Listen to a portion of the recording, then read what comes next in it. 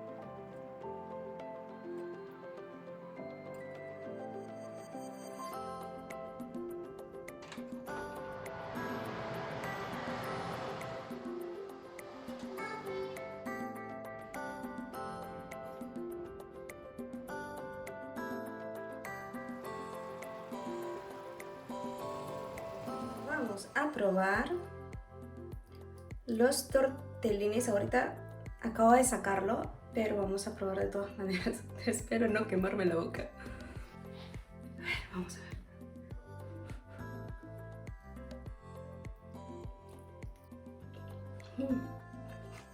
Y hasta aquí llegó el video de hoy día. Espero que te haya gustado esta deliciosa receta y si te ha gustado regálame un fuerte me gusta y comparte nuestros videos en tus redes sociales.